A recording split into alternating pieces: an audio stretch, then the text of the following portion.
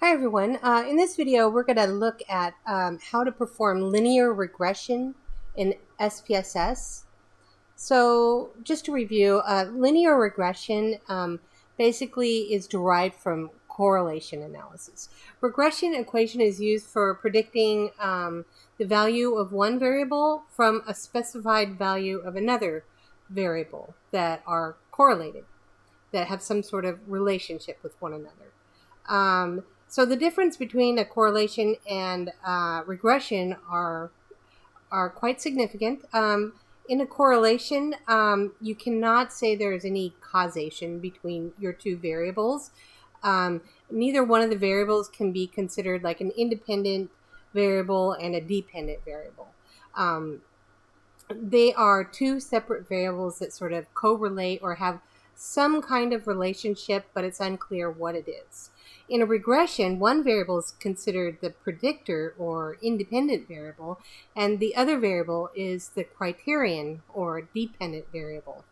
And when we have the results of regression, we can say that one variable causes or is responsible for a certain percentage of variation in the other variable. So when we look at regression analysis, we're using a regression equation that you've probably seen before, y equals bx plus a. For our example, we'll be using data that compares data that was taken from students who performed the Stroop experiment. They took the test 2 times.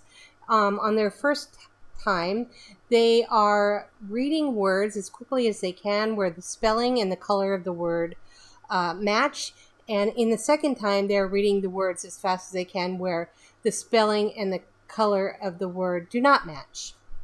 And we want to see if the length of time it took them to read the words where the spelling and color were congruent can predict how long it would take them to read the words where the spelling and color are incongruent. So basically what we're looking at is the y in the linear regression is the value of the variable being predicted, or the criterion or dependent variable. In our case would be how quickly a person can read the word when the color and the spelling do not match. B would be the slope of the line, and X is the value of the variable that you already know. So that would be the first time they took the test, where the color and the spelling do match. And Y, or A, is the y-intercept, where the Y intercepts the line when X is 0. So let's take a look at our data and run the analysis. So if you select Analyze and go to Regression, I happen to know that this is linear. The relationship between this data is linear. You can always test it by running a chart to see if the relationship appears to be linear before running a linear regression, but we'll continue.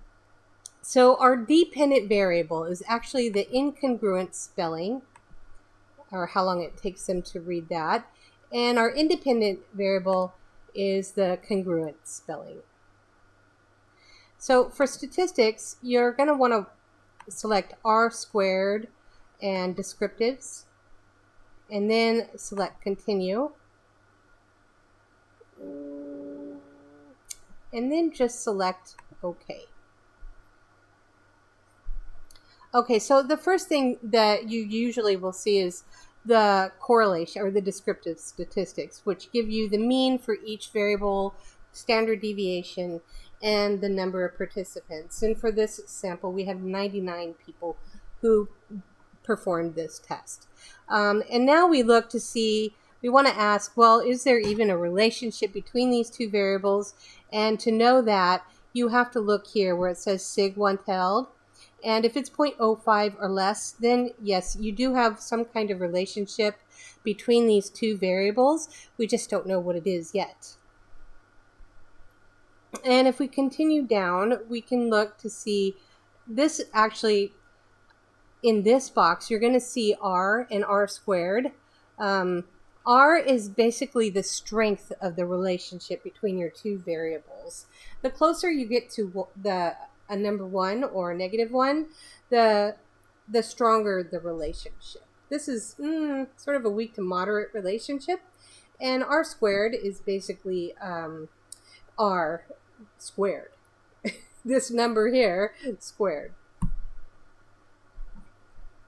And then if you continue, and standard error of the estimate is like the standard deviation between your scores, your means, which gives you sort of how much error there is in your sample. So you want lower numbers to reflect less error, right?